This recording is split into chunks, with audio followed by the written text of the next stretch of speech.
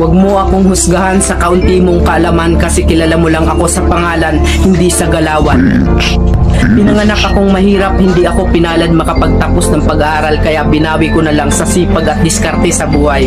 Oo, wala akong pinag-aralan pero kaya kong kumita sa lansangan na hindi mo makukuha sa taas ng iyong pinag-aralan. Bago mo ako husgahan, daanan mo muna lahat ng napagdaanan ko para malaman mo kung sino at bakit ako ganito. Huwag mo husgahan ng isang tao dahil sa natapos niya, dahil minsan kahit yung mga taong hindi man humahawak ng diploma, daig pa nila yung nakagraduate ng may corona.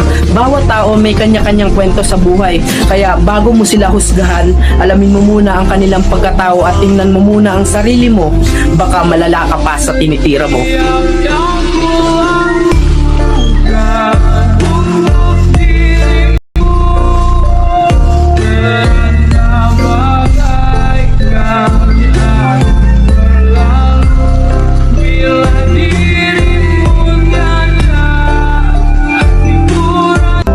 Huwag mo akong husgahan sa kaunti mong kaalaman kasi kilala mo lang ako sa pangalan, hindi sa galawan.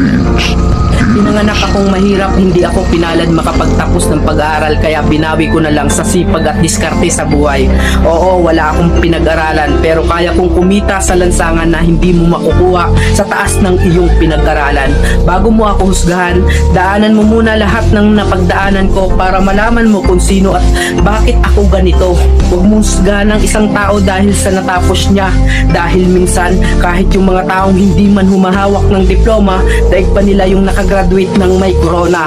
Bawat tao may kanya-kanyang kwento sa buhay, kaya bago mo sila husgahan, alamin mo muna ang kanilang pagkatao at tingnan mo muna ang sarili mo. Baka malala ka pa sa tinitira mo.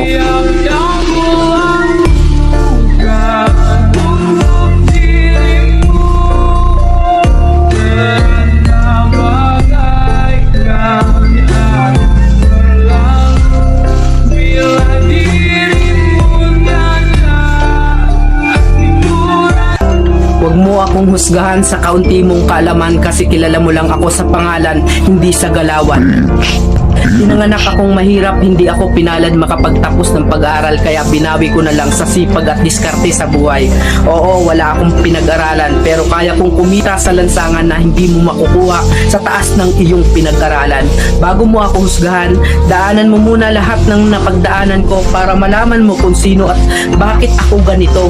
Huwag mo husgahan ng isang tao dahil sa natapos niya, dahil minsan kahit yung mga taong hindi man humahawak ng diploma, daig pa nila yung nakagraduate ng may corona.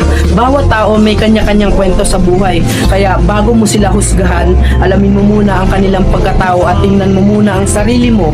Baka malala ka pa sa tinitira mo.